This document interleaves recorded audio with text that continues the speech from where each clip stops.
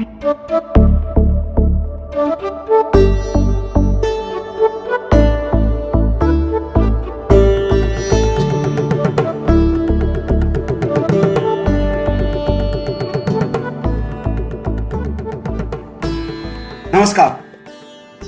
રંગભૂમિના ચાહકોનું આ સાંજના સર્વ રંગો સાથે હૃદયપૂર્વક હું કપિલદેવ શુક્લ સ્વાગત કરું છું.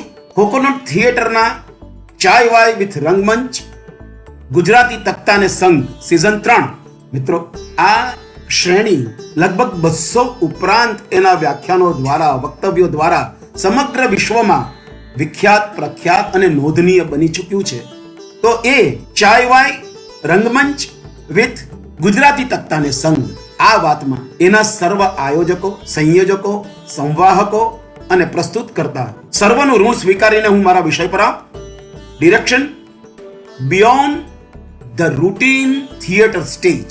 મિત્રો, આપણે નાટકો થિયેટરમાં જઈને સતત જોતા આવ્યા છીએ, આખી જિંદગી જોયા છે, અને એટલે જ એની અપાર શક્યતાઓ જ્યારે આપણને મનમાં એક નવો જ પ્રકાશ પાથર્યો હોય, તો એવા રંગમંચની કલ્પના કરી હોય તો એ વાસ્તવમાં કેવું સ્વરૂપ ધારણ કરે, એને માટે હું આજની આ વાત પર આપની સાથે વાત કરીશ અને થોડા ક્લિપિંગ્સ પણ બતાવીશ કે કેવું હોય છે. રૂટીન રંગમંચ એ મારા જીવન સાથે જોડાયેલી વાત છે, અને બિયોન્ડ ધ રૂટીન એ જીવન સાથે જોડાયું હોવા છતાં જે માત્ર ને માત્ર કલ્પનામાં જીવતું હતું એ કેવી રીતે સાકાર થયું એની વાત છે. એવા લગભગ 20 પ્રોડક્શન, મેગા પ્રોડક્શન્સની અંદર ક્રિએટિવ ડાયરેક્ટર તરીકે કામ કરીને જે મને એક અંદરથી આહલાદ મળ્યો છે, આનંદ મળ્યો છે, એ જ હું આજે આપની સાથે વહેંચવાનો છું. તેની સાથે સાથે કેવી રીતે આ બધું શક્ય બન્યું એની વાત પણ કરતો જવાનો છું. તો મિત્રો, થિયેટરમાં ઉપયોગમાં લેવાતો રંગમંચ એ આપણી લગભગ દરેકની એમાંથી પ્રેક્ષક તરીકે કે કલાકાર તરીકે પસાર થયા છીએ. પણ એ વિશાળ રંગમંચ, એ રંગમંચ પછીનો રંગમંચ કેટલો વિકસી શકે, કાં તો કેટલો વિશાળ બની શકે, એની અગાધ કલ્પના અને અપરિમેય શક્યતાની વાતો જે સંકલ્પપૂર્વક પરિણામદાયક બની છે તેની હું વાત કરીશ. આપણા રૂટીન રંગમંચને માણવા તો આશરે 1000 માણસો આવતા જ હોય છે મેક્સિમમ. પણ આ જે રંગમંચની વાત કરું છું તેની ઉપર જ્યારે અમે લોકોએ કૃતિઓ રજૂ કરી છે ત્યારે ઓછામાં ઓછા 15 થી 20,000 પ્રેક્ષકોથી લઈને 1 લાખ પ્રેક્ષકો એક સાથે આ કૃતિઓ જોવા આવ્યા છે. હવે તમે એક વિચાર કરો કે આ મંચ કેવો હોઈ શકે. લગભગ 110 ફૂટ એની પહોળાઈ અને એટલી જ ઊંડાઈ અને વિવિધ લેવલ્સ, એટલા બધા લેવલ્સ કે જેની કોઈ હદ નહીં મળે. આપણે જે થીમ સાથે, કલ્પના સાથે જોડાયા હોય તેની વાત. તો એના પ્રકારે એ દરેક વખતે જુદો જુદો રંગમંચ બનતો રહ્યો છે, અને એને આધારે જે કંઈ પણ વાત થઈ છે તે હું આપને કરીશ. અને આ જ્યારે જોવાતું હોય છે ત્યારે જોનાર સામાન્ય લોકો એને આનંદપૂર્વક માણે, અનુભવે અને એને માટે ગૌરવ અનુભવે એવી આ ઘટનાઓ છે. મેં 5 વર્ષની ઉંમરે સૌથી પહેલો મંચ ઉપર પ્રયોગ કર્યો. હું એટલા માટે કે આ બધા સવાલો હું જાણીને જોઈ જાઉં છું. તો મેં આ 5 વર્ષે પહેલો રંગમંચ ઉપર પ્રવેશ કર્યો એટલે છેલ્લા 66 વર્ષમાં રંગમંચ ઉપર જે મહેનત કરી, જે કામ કર્યું, અથવા તો પોઝિટિવલી કહું કે જે જાત બતાવી, અથવા તો મેં જે જખ મારી આ 66 વર્ષની, એની જુદી જુદી રીતે આગળ પાછળ જતી, આપણે જેવી રીતે નાટકમાં ફ્લેશબેક અને ફ્લેશ ફોરવર્ડ કરીએ છીએ એ રીતે હું વાત કરતો જઈશ. તો 5 વર્ષે બાળભવનમાં સૌથી પહેલી વખત જોશીનું પાત્ર બન્યું. કારણ કે બ્રાહ્મણ કુટુંબ, સંસ્કૃતની પરિપાટી એટલે પાઘડી ને બધું તો હોય જ, અને એને કારણે અબોટિયું, પાઘડી અને સરસ મજાનું કેસ જેને આપણે પહેરીએ ને પૂજા કરતી વખતે, એ બધું પહેરીને મને જોશી બનાવ્યો, જેને આપણે આજે એક પાત્રીય અભિનય કહીએ છીએ ને, એની અંદર કેવું છે કે ધન મકર ને કુમ બિલાડા પાડે બૂમ એમ કરીને આપણે તો શરૂ કર્યું. જેવો પરફોર્મન્સ પૂરો થયો એટલે વાર્ષિક ઉત્સવ હતો એટલે વન્સ મોર થયો. એ વન્સ મોર થયો એટલે અમારા શિક્ષક આપણે કીધું કે જા જા જા ફરીથી બધું બોલી આવ. એટલે હું બીજી વાર ગયો અને બીજી વાર બોલી આવ્યો. પાછો વન્સ મોર આવ્યો, ત્રીજી વાર કર્યો આવ્યો, પછી પાછો વન્સ મોર આવ્યો. ત્યારે અમારા શાળાના સ્થાપક અને પછીથી વાઇસ ચાન્સેલર બનેલા ચંદ્રવદન શાહ એણે કહ્યું કે ભાઈ આ બાળક ખૂબ નાનો છે ને તમારા કહેવાથી 3 વાર એને ભજવ્યું છે, માટે હવે એને તમે હેરાન નહીં કરો. હવે જે કંઈ પણ હશે એ ફરીથી તમે બીજી વખત આપણે એમનું કાર્યક્રમ રાખીશું એમ કરીને મને અંદર લઈ ગયા. પણ ત્યારે મને ખબર નહોતી કે જોશી બનીને મેં મારા પોતાના જીવનનો જોશ જોઈ નાખ્યો હતો કે આ કપિલ દેવ માત્ર ને માત્ર રંગમંચને સમર્પિત વ્યક્તિ જ બનવા જન્મ્યો છે અને એનું જોશ એને પોતે જ જોયું. તો આ થઈ વાત. અને એટલે મેં આટલા વર્ષોમાં 104 નાટકો કર્યા. એમાંથી 85 જેટલા નાટકોનું દિગ્દર્શન અને દિગ્દર્શન સહાય પણ હતી. પણ આજના આપણા બિયોન્ડ ધ રૂટીન થિયેટર સ્ટેજની વાત કરું તો આ 104માં આ 20 પ્રોડક્શન આવી જાય છે. પણ બાય એન્ડ લાર્જ જો હું એને સત્વ તરીકે એની અંદર જોડવા જાઉં તો 404 નાટક કર્યા છે એમ હું કહીશ. કેવી રીતે? આ એક મેગા પ્રોડક્શન તૈયાર કરતા મને 15 થી 20 ત્રિઅંકી નાટક કરવા જેટલી મહેનત પડે છે, રાધર પડી છે. અને એનું કારણ છે 200 થી 250 ઓછામાં ઓછા કલાકારો અને વધારેમાં વધારે 630 કલાકારોને ઓન સ્ટેજ અભિનય કરાવ્યા છે, નૃત્ય કરાવ્યા છે, નાટક કરાવ્યા છે, ફિલ્મ કરી છે એક સાથે. એટલે નૃત્ય, નાટ્ય, સંગીત અને ફિલ્મ એક સાથે આ મંચ ઉપર જ્યારે આમ જીવતું થતું હોય, એની અંદર પ્રસાર થતો હોય ત્યારે એની શું અસર થાય છે એ એક બહુ અદ્ભુત ઘટના છે. અને ત્યારે આ બધું કરી શકવાનું કુળ અને મૂળ એ તો આપણે જાણવા જ રહ્યા. તમે આ ફિલ્મફેર ને બધાના જે એવોર્ડો જોયા છે ને એ આની સામે કેવા લાગી શકે એ તમે જ્યારે હું ક્લિપિંગ્સ બતાવીશ પછી તમે કમ્પેર કરજો કે તમે ભૂલી જાઓ બધું આ કેવી રીતે કરી શકાય. તો આ પ્રોડક્શન ઓછામાં ઓછા 1.5 થી 2 કરોડ રૂપિયાના થયા છે અને સરકાર સિવાય બીજું કોઈ કરી શકે કે કેમ એ મને ખ્યાલ નથી. પણ મેં 2006 થી આજ સુધીમાં હું કરતો રહ્યો છું. આના મૂળમાં એક નાનકડી સરસ મજાની વાત છે. હું 93 થી 95 2 વર્ષ અમેરિકા હતો. અમેરિકા રહ્યો તે દરમિયાન મેં ઓછામાં ઓછા 17-18 બ્રોડવે પ્રોડક્શન્સ જોયા. એમાંથી 2 નાટકો એવા જોયા કે દર સમરમાં ઇંગ્લેન્ડથી એ ગ્રુપ આવે અને 1 મહિનો શેક્સપિયરનું એક નાટક કરે અને બીજે મહિને શેક્સપિયરનું બીજું નાટક કરે. આની કોઈ ટિકિટના પૈસા નહીં હોય, પણ જેવા જાહેર થાય કે તરત જ તમારે પોતે લાઈનમાં ઊભા રહીને એનો પાસ જે તે દિવસનો લઈ લેવાનો. કારણ કે 2 જ દિવસમાં નહીં, લગભગ 1 જ દિવસમાં બધું ખતમ થઈ જાય. 2 મહિનાના પાસીસ. એટલે અમે સવારના પોરમાં 6 વાગે ડોક્ટર આરપી શાહ મને લઈ ગયેલા હતા અને અમે લોકો સાથે ઊભા રહ્યા અને 2 જેન્ટલમેન ફ્રોમ વેરોનો નામનું નાટક જોયું. અને એમ થયું કે સાલું ઓછામાં ઓછા 10,000 લોકો જોવામાં સેન્ટ્રલ પાર્કમાં, ન્યુયોર્ક સેન્ટ્રલ પાર્ક. અને રાત્રનો સમય, જે રીતે આખું નદી, જે રીતે એની અંદર તરવા પડતા લોકો, આ બધા જ અભિનેતા, એક દંડિયો મહેલ. પણ આપણું મૂળ થિયેટરનો જીવ એટલે મેં મારી પત્નીને કાગળ લખેલો હતો તે વખતે મેં પણ શોધી કાઢ્યો છે કે જો કોઈ ભારતમાં મને આટલી ટેકનિકલ સગવડ આપે તો હું આના કરતા પણ સારું પ્રોડક્શન કરી શકું એવી મારા મનમાં અત્યારે સંકલ્પના જાગે છે. અને જુઓ, કદાચ મારા આ શબ્દો, લખેલા શબ્દો કુદરતે સાંભળી લીધા હશે, એણે વાંચી લીધા હશે.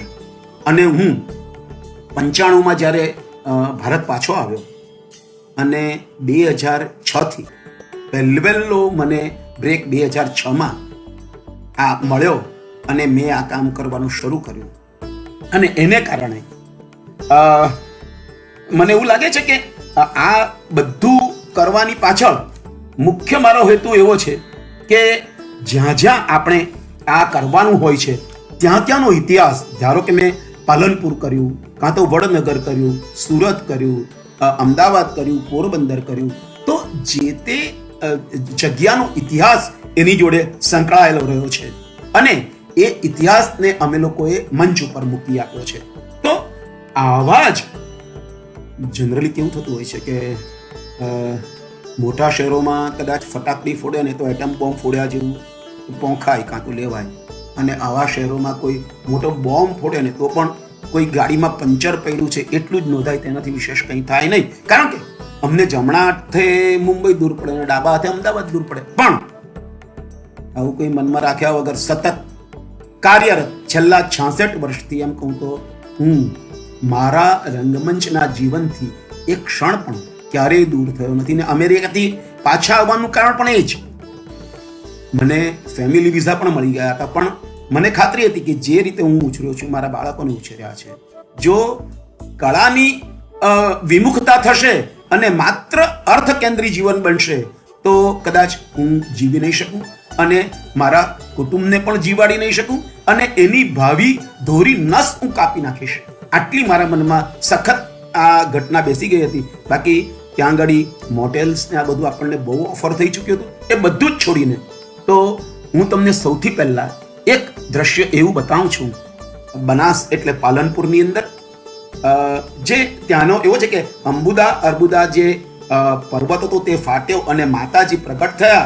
એનું કારણ એ હતું કે જે સમાજને હેરાન કરતા રાક્ષસો, સ્ત્રીઓને ઉપાડી જતા આ કામી પુરુષો, એને કેવી રીતે હાથમાં લેવા? આપણે એ શક્ય નથી તો એવી મહાશક્તિ જોઈએ આવા રાક્ષસોને મારવા. તો હું એ દ્રશ્ય પહેલા બતાવું અને એની સાથે વાત કરતો જાઉં.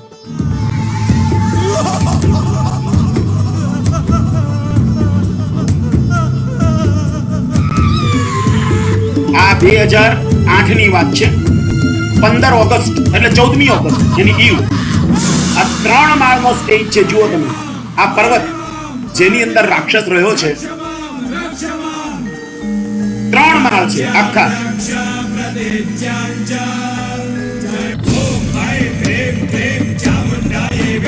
આ આખો પર્વત ફાટે છે.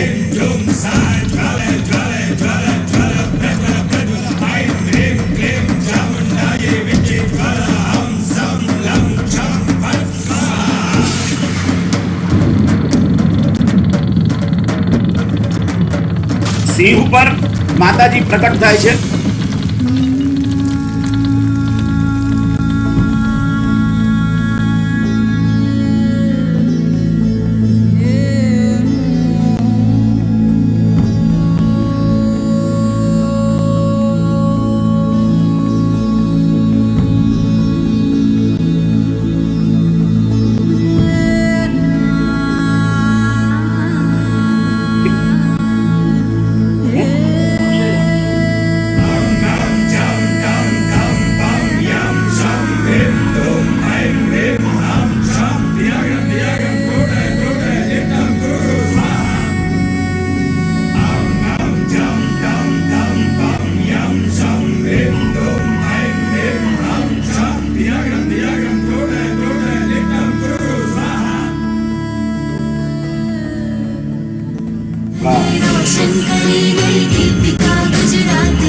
આ 300 કલાકારો એક સાથે ઓન સ્ટેજ, એમાં જ એન્ડ.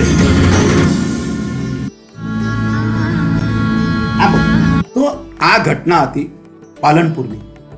અને ત્યાં આગળ 14મીએ રાત્રે અમારું પરફોર્મન્સ હતું અને 12મી અને 13મીએ જે વરસાદ પડ્યો છે, અમને એમ હતું કે આ ડોમ હતું એટલે અંદર આવવાની કોઈ શક્યતા નથી, પણ જવા આવવાની મુશ્કેલી થાય એટલો વરસાદ પડ્યો. અને મિત્રો, આ આખો કાર્યક્રમ તમામે તમામ રેકોર્ડેડ કરવો પડે છે, કારણ કે આટલા બધા લોકો લગી અવાજ પહોંચી શકે એવા માઇક્રોફોન પહેરાવવાની, કારણ કે ડ્રેસ ચેન્જ ને બધું જ આવતું હોય છે. પણ કદાચ તમને એમ થતું હશે કે ડાયલોગ તો યાદ રાખવાના જ નથી એટલે કેટલી મજા.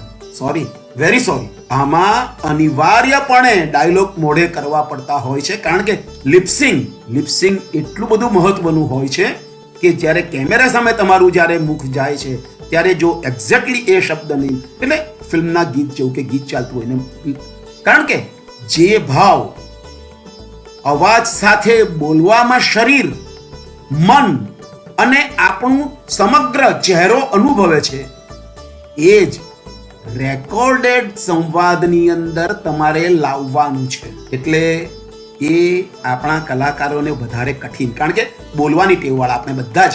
તો આ એક નવી સ્કૂલ શરૂ કરવી પડે. આને માટે અમારે, અને કેવું છે કે આ દિવસોની અંદર વરસાદ, તાપ, ધારો કે મેમાં કરવાનું, એપ્રિલમાં કરવાનું 30 એપ્રિલ, તો એ તાપ, તો અમારે કેવી રીતનું એ આયોજન કરવું પડતું હોય છે કે બધા જ કલાકારો 20 દિવસ પહેલા જે તે સ્થળ પર પહોંચી જાય. સાંજે 6 વાગ્યાથી રિહર્સલ જે શરૂ થાય તે સવારે 6-7 વાગ્યા લગી ચાલે. કરવું જ પડે, છૂટકો નહીં, કારણ કે તમારે 20 દિવસમાં સમગ્ર પ્રોડક્શન એને લોકો સામે મૂકવાનું છે. અને તે વખતે બધા જ જીવન, જ્યારે આપણે પરફોર્મ કરીએ છીએ ત્યારે આ એક સૌથી અગત્યની વસ્તુ બની જતી હોય છે કે સંવાદ, જે સંવાદ તમને ત્યારે ને ત્યારે જો યાદ ન આવે, જો ન મળી શકે તો કેમ ચાલે? અને જો એ અવાજ, ત્યાં રેકોર્ડેડ અવાજ શરૂ થઈ ગયો તો you will have to join with, એક તમારો શબ્દ ખૂટી ગયો તો બીજા શબ્દથી તમારે જોઈન્ટ થવું પડે. અને એ ક્લેરિટી, એ સમજ, એ અનુભવ આપણા કલાકારોને કરાવતા મુશ્કેલી થોડી થાય, પણ દે આર ગેટિંગ ઇટ બહુ સરસ રીતે. અને કેવા આદિવાસી, ભીલ લોકો, એ બધા લોકો તમારા આ નૃત્યમાં, તમારા આ જુદા જુદા ઘટકોમાં એ પ્રદેશના જોડાતા હોય. અને એ જોડાતા હોય, જો એ લોકોનો આપણે પૂરેપૂરો, કારણ કે આ એ લોકોની વાત આપણા થકી છે, તો એ જે બન્યું એની વાત સૌથી સરસ રીતે આ બની છે. અને આના સૌથી મહત્વની વાત એવી છે કે જ્યારે આ બનાસમાં કરવાનું નક્કી કર્યું અને જ્યારે સ્ક્રિપ્ટ મને લખીને મોકલવામાં આવી વિષ્ણુ પંડ્યાજીએ, પણ તે પહેલા એક રાજેન્દ્ર ગઢવી નામનો ડેપ્યુટી કલેક્ટર, એ આપણા લોકગાયક હેમુ ગઢવીના પુત્ર થાય, એમણે મારું એક કામ આગળ વ્યારામાં જોયું હતું અને એ પહેલા વડનગરમાં પણ જોયું હતું. એટલે એ વસ્તુ મને બહુ જ મદદરૂપ થઈ. આ બધું કરતા કરતા મને આ સંપૂર્ણ દિશામાં લઈ જવા માટે એમનો બહુ મોટો હાથ છે. હું નાટક નાનપણથી કરતો થયો, પછી શાસ્ત્રીય નૃત્ય શીખ્યો દુષ્યંત કુમાર પાસે, ગંડો બંડો બાંધીને. શાસ્ત્રીય કંઠ્ય સંગીત 5 વર્ષ ઋષિકુમાર શાસ્ત્રી પાસે કર્યું. અમારું ઋષિ એટલે મહાદેવ શર્મા શાસ્ત્રી અને ભગવતીભાઈ નું ઘર સામસામે, ભગવતકુમાર શર્મા, મહાદેવ શર્મા શાસ્ત્રી ને અમારું ઘર, 3 ઘર કળાના જીવ. મારા ઘરમાં સંસ્કૃતની પરંપરા, મારા પિતાજી યજુર્વેદના વિશ્વભરના પંડિતોમાંના એક.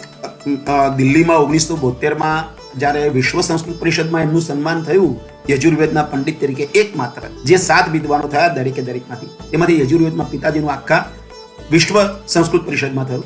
પછી ગુજરાત સરકારને ખબર પડી, એઓ સંસ્કૃત નાટકો કરતા. જ્યારે મુંબઈ રાજ્ય હતું 1960 પહેલા, ત્યારે એમણે શાકુંતલમાં, હવે આપણે ત્યાં દરેક વાર્તા કેવી હોય છે કે એક ગરીબ બ્રાહ્મણ હતો, દરેક વાર્તામાં આવું હોય, એક ગરીબ બ્રાહ્મણ હતો, બરાબર છે.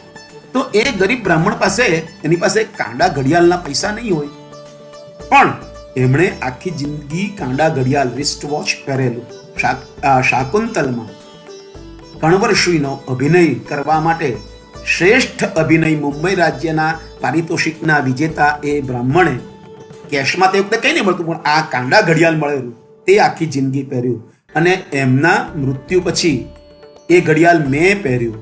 એટલે મને એવું લાગે છે કે થોડો ઘણો એ સમય મારામાં આવીને થોભી ગયો છે અને નાટકની પરંપરા ચાલુ રહી છે. જોકે મારો નાનો ભાઈ વિનીત, જેણે મધીસ લખ્યું, મારો મોટો ભાઈ જયદેવ શુક્લ, કે જેણે અમને જીવનમાં કળા શીખવી, સારું શું, ખરાબ શું, કેવી રીતે આ બધું પામી શકાય, ઓળખી શકાય, એની ઓળખ આપનાર મારો મોટો, એના દ્વારા જયદેવ શુક્લ કવિ ઇઝ વેલ નોન. અને વિનીત એટલે આખી જિંદગી એ મુંબઈમાં જ રહ્યો શરૂઆતમાં આઈએનટીમાં હતો, પછી મડિયા સાથે બી કર્યું અને ઘણા બધા એને મરીઝ લખ્યું જે આણે ભજ્યું, આપણા મનોજે ભજ્યું. તો આ બધી વાત. હવે પાછા જઈએ ધીરે રહીને તાપી જિલ્લા પર. હવે આની એક સૌ રસપ્રદ વાત તમને કહી દઉં. તાપી જિલ્લો, જ્યારે તાપી નદીમાંથી તાપી જિલ્લો થયો ને ત્યારે કલેક્ટર દિલીપ રાવળ હતા ત્યાં આગળ, અમારા સુરતના, અને ત્યાંના ઇન્ચાર્જ કલેક્ટર દિલીપ રાવળ. અને તે વખતે રાજેન્દ્ર ગઢવી ત્યાં હતા. એમણે કહ્યું કે ભાઈ તમે આ કરવાનું છે, સીએમ આવવાના છે અને એમને માટે ભવ્ય પ્રોગ્રામ કરવાનો છે, કોઈ થીમ આપો. તો સાલું મારા મનમાં એમ થાય કે શું કરી શકાય આમાં. તો તાપી જિલ્લો થઈ રહ્યો હતો. આજ લગી અમે લોકો બધા તાપીને પાણીના સ્વરૂપે જ જોતા હતા. હવે તાપી જિલ્લો થયો. જિલ્લો થાય તો એમાં જમીન આવે. એકલા પાણીની મૂર્તિ નહીં બને, પણ એમાં માટી ભળે તો મૂર્તિ બને. આ થીમ મેં કહ્યું ને એમને બહુ જ ગમી કે યસ ધેટ ઇઝ સમથિંગ. એટલે તાપીના જન્મથી લઈને એ દરિયામાં મળી ગઈ ત્યાં સમગ્ર એના જીવનમાં શું થયું એ હું તમને બીજું એક નાના મારા બધા જ આ એની અંદરના ગીતો જે છે ને એ મુકુલે લખ્યા છે.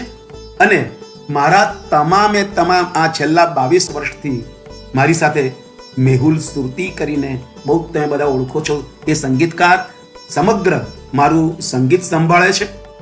આ તમામે તમામ તમે જે સેટ ભવ્યથી ભવ્ય જુઓ છો એની ડિઝાઇન એટલે 11મી થી મારી સાથે આજ દિન સુધી જે રહ્યો છે એ આમ તો આર્કિટેક્ટ છે, સેટ ડિઝાઇન એ કરે જાવેદ કાઝી અને મારા પાત્ર પણ કરે. એનો ભાઈ સલીમ કાઝી, વિનસ, રાજેશ મોદી મારું લાઇટિંગ કરે, તમામે તમામ. તો અમિત ભગતવાળા એ સંગીત સંચાલન કરે.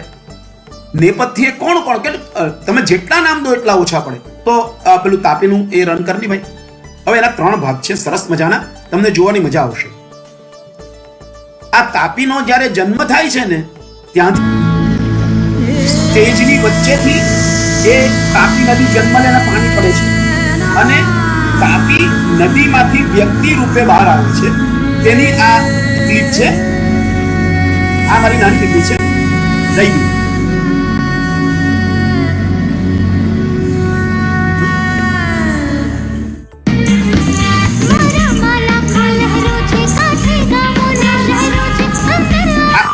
આ બધી જ આ બધી જ જે છે ને નદીઓ બધી તો જ નદીઓ બને.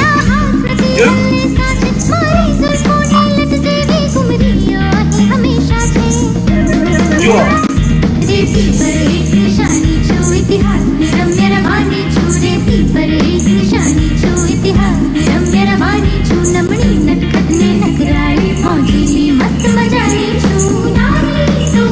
આ પુલ છે એની હું વાત કરવાનો છું. તમે જોજો આ 4 ફૂટની આખી નદી છે.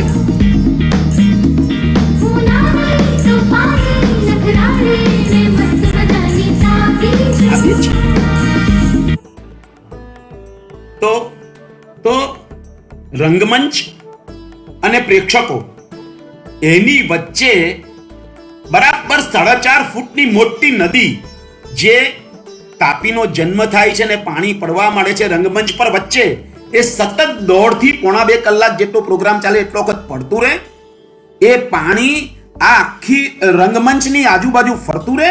એની સ્ટેજ ઉપર આવવા માટે જો પેલા લાકડાના 2 નાના પુલ બનાવેલા ને તે સીએમ અને રાજ્યપાલને આવવા માટે એ પુલ, કારણ કે તે સિવાય કોઈ રંગમંચ પર આગળથી આવી નહીં શકે. તો આવી ભવ્ય સેટ ડિઝાઇન, આવું ભવ્ય કામ, અને જે 2 લસરપટ્ટી જે બતાવી છે એ જુદા જુદા ઝરણાઓ એટલે નાના. એમાં આ કવિતા આખી સંભળાવી શકાય એટલું લાંબુ નથી કરાયું એટલા માટે કે મારામાં લાખો ઝરણા છે. એ લાખો ઝરણાઓ ઉપરથી પડતા હોય ને એ અમે લોકોએ આ નાની દીકરીઓમાં અમે લોકોને અમે એને પૂરેપૂરા મૂકી દીધા કે આ બધા ઝરણાઓ છે અને એ ભેગી થઈને એક નદી બને છે. એટલે આટલી બધી નાની બાળિકાઓ એ ઉપરથી લસરતી નીચે આવે છે અને બધી ભેગી થાય છે અને એ નદી. તો આ આખી ઘટના કરવાનું જ્યારે અમે વિચાર્યું ત્યારે બધાને તો કે આ કેવી રીતે થશે, આવી તો કઈ કેવી રીતે આખું લોકો અને મંચની વચ્ચે આટલું મોટું પાણીનું કેવી રીતે તમે કરશો. તો મને મારા મિત્ર જાવેદે કીધું કે કપિલભાઈ હો જાયગા. મેં તો પણ શું? તો કે તમે ખાલી આ પાડો નહીં, આપણે કરી દઈએ છીએ.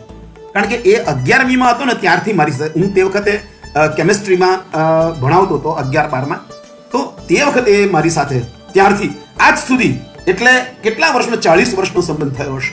મારી ટીમમાં લોકો આવ્યા છે, ગયા છે. મેં નાટક હંમેશા રંગમંચ પર જે કર્યા છે એમાં દરેકે દરેક પાત્રએ શું, કેમ, કેવી રીતે અને શાને માટે, આટલું બધું જ હું તમામ કલાકારોને, મારી સાથે રહેતા નેપથ્યના કલાકારોને હું વાત કરીને કરતો હોઉં છું કે આ કેમ, શું કામ. તો એટલે મને આનંદની વાત છે કે મારી સાથે 9 દિગ્દર્શકો મારી સાથે તૈયાર થયા છે. પંકજ પાઠકજી, સોનલ વૈદ્ય, દીપક ગાંધી, મેહુલ શર્મા, દિલીપ શાસ્ત્રી, પલ્લવ દેસાઈ, વિશા શુક્લ શાહ, દિનેશ ભગતજી, અને તમને જાણીને આ 9 જણા રાજ્ય કક્ષાએ એકાંકી કે ત્રિઅંકીઓમાં પ્રથમ ઇનામ વિજેતા બન્યા છે. એટલે આ જે આખું એક દિગ્દર્શક તરીકેનું જૂથ ઊભું થયું ને, એની પાછળ હું એવું માનું છું કે એ લોકોએ સંપૂર્ણપણે ડેડિકેશનથી નાટકો ભજવ્યા, સમજીને ભજવ્યા, જાણીને ભજવ્યા, અને મને એ જણાવવા માટેની એ લોકોએ તક. That is the on thing. બરાબર? તો આ અને એન્ડ, હવે આનો એન્ડ જે સાથે બધા જ કલાકારો કેવી રીતે, આટલા બધા કલાકારો એક સાથે સ્ટેજ પર હોય છે, હું દરેકમાં એ વસ્તુ બતાવીશ. એ બતાવો.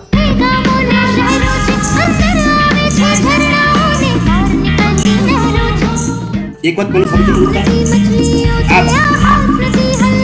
આ તમે જુઓ, આ બધી ઝરણાઓ ને બધી નદીમાં ભેગી થશે.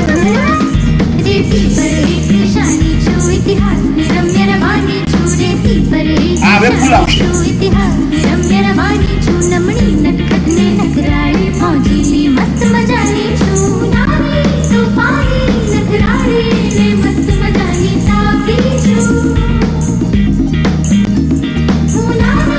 આ સીએમ અને રાજ્યપાલને ફૂલ આપવા જાય છે.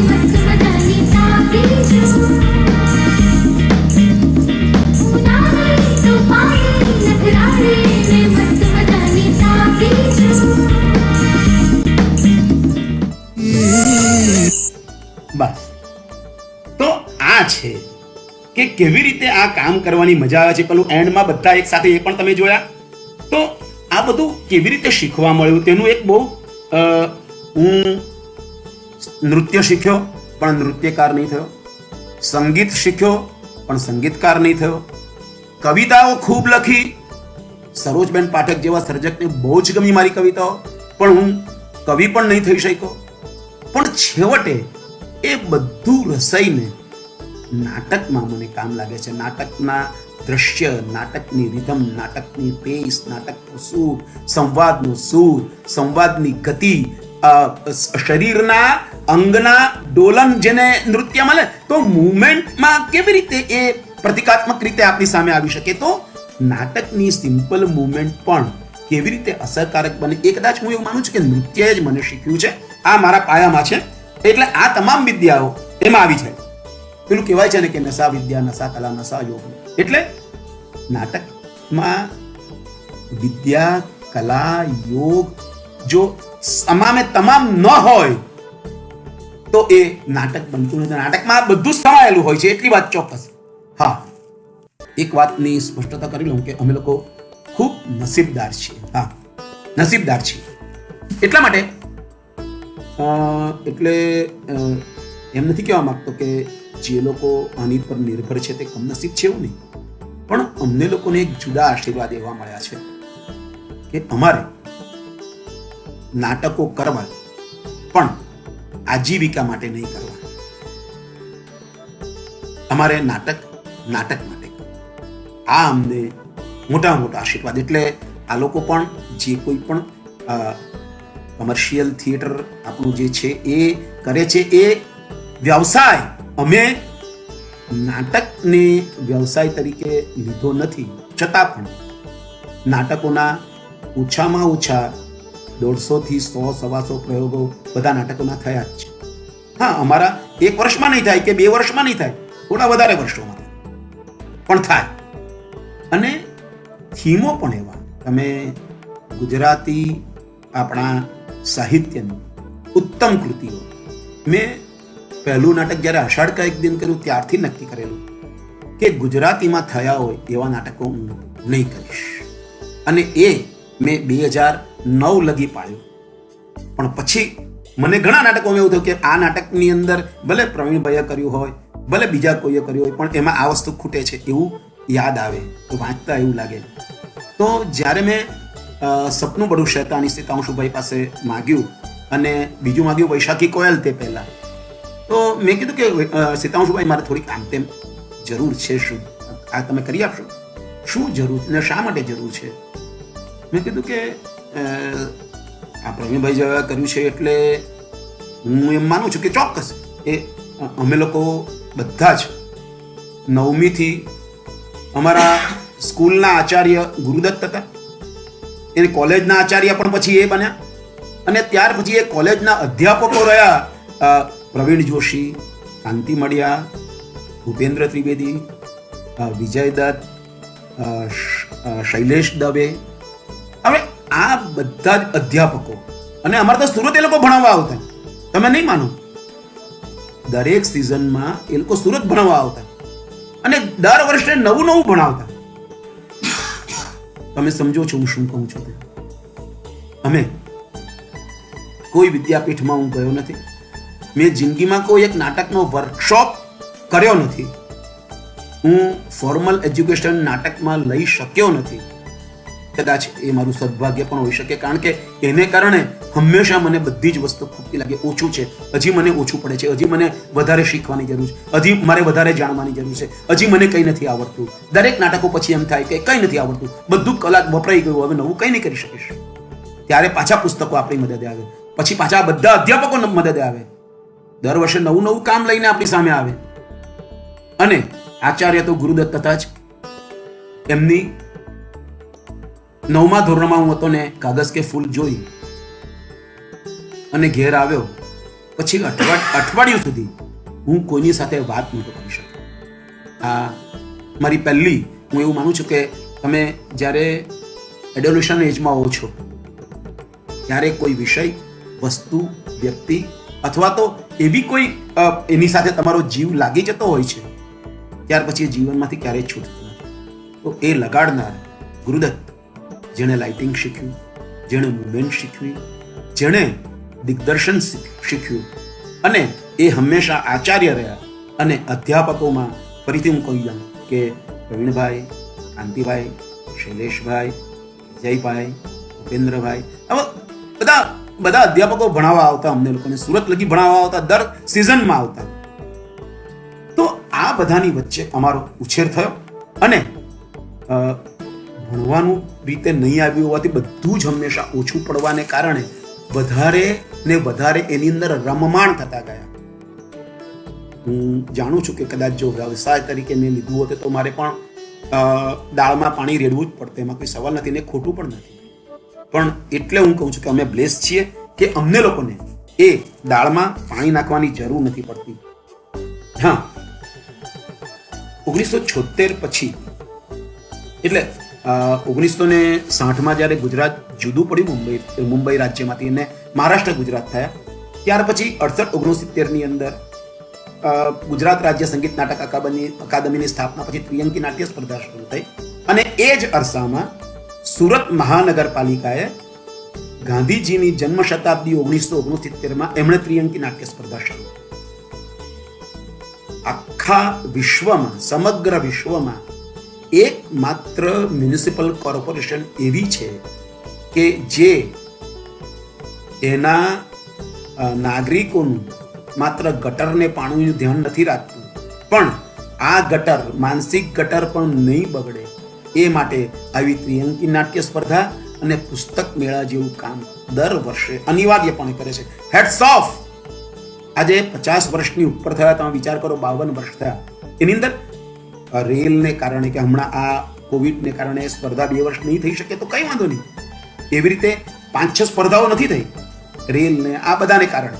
પણ આટલું સાતત્યપૂર્ણ ત્રિઅંકી નાટ્ય સ્પર્ધાનું પરિણામ એ આવ્યું કે 1976 પહેલા છે ને ફક્ત સંગીત નાટક અકાદમીમાં 3 જ શહેરો જીતતા. ક્યાં તો મુંબઈ જીતતું, ક્યાં તો અમદાવાદ જીતતું, ક્યાં તો વડોદરા જીતતું. 1977માં સૌ પ્રથમ અષાઢ કા એક દિન જ્યારે મેં કર્યું ત્યારે લાભશંકરથી માંડીને રઘુવીરભાઈથી માંડીને એક જશવંતભાઈથી માંડીને એક નામના માણસ બધા ત્યાં હાજર હતા.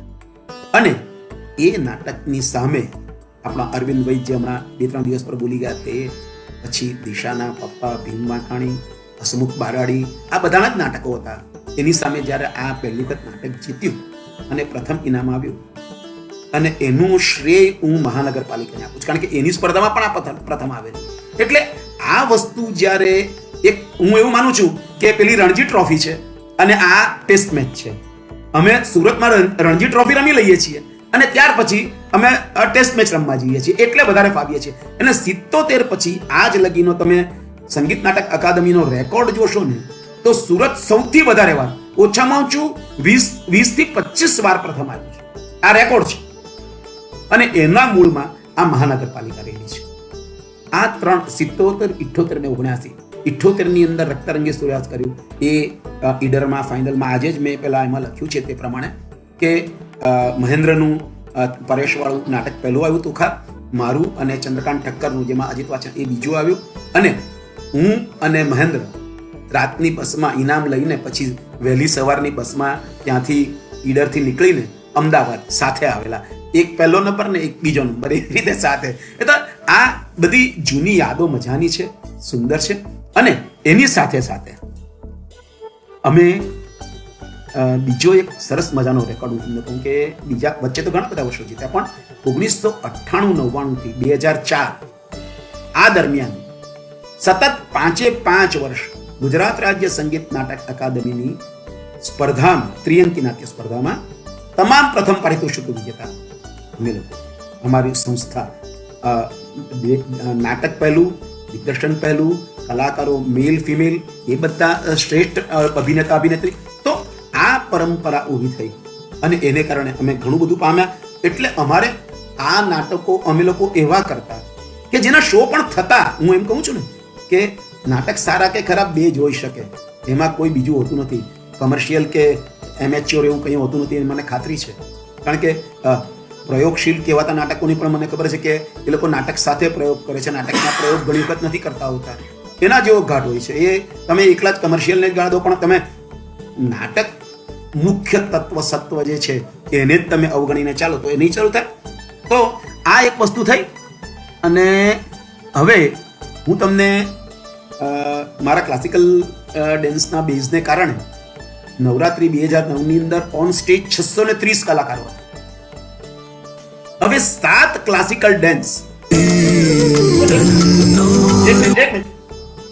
7 ક્લાસિકલ ડાન્સ જુદા જુદા, પણ એમાં 4 તાલના જો કોમન આપણે બીટ લઈએ તો બધા જ નૃત્ય કરી શકે. એ પરિકલ્પના સાથે મેહુલ અને હું અમે લોકો સાથે રહીને આ મ્યુઝિકો તૈયાર કર્યા.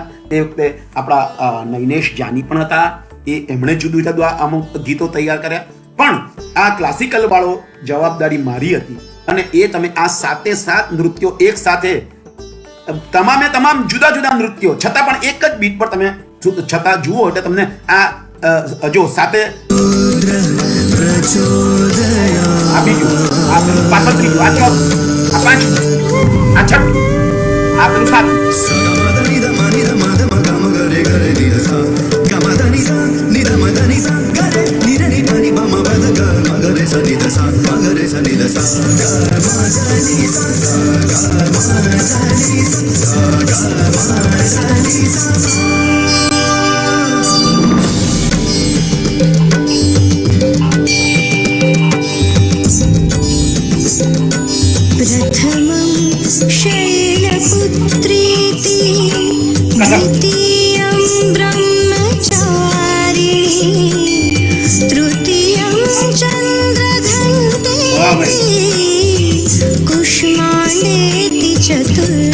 લાગુ છે આપણે લાગુ નહીં જોઈ શકીએ.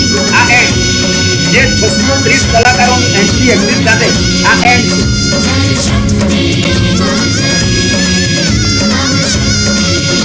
આ બધા જ જ્યારે છેલ્લે ભેગા થાય તો એ 7 મિનિટનો ચંક છે, 8 મિનિટ, એની અંદર દરેકની એન્ટ્રી એક્ઝિટ થઈને ફરતા ફરતા ચોક્કસ જગ્યાએ ગોઠવા થશે. આની અંદર મારા કોરિયોગ્રાફર તરીકે સમીર તન્ના અને હર્ષ તન્ના હતા. I was a creative director અને આ અમે લોકોએ કર્યું. અમને પછી આપણા રાસ ગરબા ને બધું જ છે, આપણા આખા ભારતના જુદા જુદા નૃત્યો એ બધું પણ છે, પણ આખું સમગ્ર સંયોજન પરિકલ્પના એની સાથેની ફિલ્મ એ બધું જ એક સાથે દરેકે સેકન્ડનું સામંજસ્ય કરવાનું. એટલે હું અહીંયાથી એક દ્રશ્યની એક સેકન્ડની વિગતો મારે અમદાવાદ આપણા જે ફિલ્મ કરતા હતા, આ દરેક ફિલ્મો કરતા હતા, તેને મારે ઓન ફોન રાત્રે કહેવાની. દરેક વખતે એ ઝીણામાં ઝીણી વિગતો એ નોંધી લે. અને મનીષ બારડિયા એ સતત મારી સાથે આ તાપીનું જે કર્યું તેની અંદર સલીલ મહેતા હતા, પણ ત્યાર પછી દરેકમાં મારી સાથે મનીષ બારડિયા હતા. અને એમણે રોજ રાત્રે कपिल ये सीन में क्या करना है, ये जो आपने स्क्रिप्ट भेजा है उसमें ये क्या है, वो क्या है, कहां से, क्यों, कैसे, तो ધ હોલ સેકન્ડે સેકન્ડની ડિટેલ મારે સ્ટેજની તો મારી પાસે હોય, પણ ફિલ્મમાં શું કરવાનું પછી એ ક્રિએટર તરીકે પોતાની ક્રિએટિવિટી દાખલ કરે. એને કારણે આ વસ્તુ સંગીતકાર સંગીતની ક્રિએટિવિટી દાખલ કરે, નૃત્યકાર નૃત્યની ક્રિએટિવિટી દાખલ કરે, તો આ સમગ્ર સંયોજન શક્ય બને. Otherwise it is not possible. 100% છે, મને ખાતરી છે કે એ શક્ય જ નથી બનવાનું. એ દરેક ધર્મોને સાંકળી લીધા છે. એ તમે આજુ પણ ટૂંકમાં જોજો.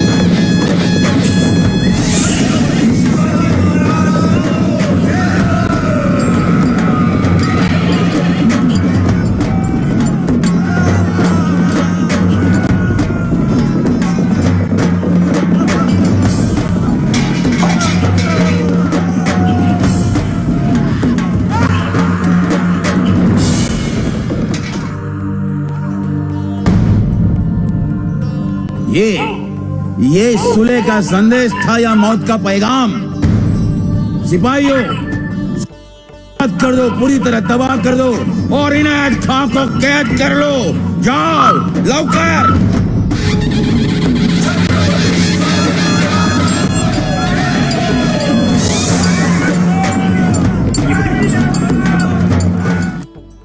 હા પછી તો તમે આ જોયું હશે કે મંચ ઉપર આ રાખી મૂક, આ અમારા સુરતનો કિલ્લો છે તેની રેપ્લિકા છે, આ સુરતના કિલ્લાનો ગેટ છે તેની રેપ્લિકા છે, અને આ આખા સુરતની જે અહીંયા બે હીરાની એ છે, અને આની ઉપર જો તમે જુઓ છો કે એની ઉપર બધા લોકો છે, એટલે 27 ફૂટ જેટલી ઊંચાઈ સુધીના આ પગથિયા વાળું આખું આ સ્ટેજ, બે જુદી જુદી હાઈટો, આ હાઈટ, આ બધું જ અમે આને બીજું કે આ જ્યારે કિલ્લો નહીં હોય એ દરમિયાન આ બાજુની ભજવણીમાં આખો સેટ આ બાજુનો બદલાઈ જાય અને એ સુરતની બધી ગલીઓનો સેટ લાગી જાય.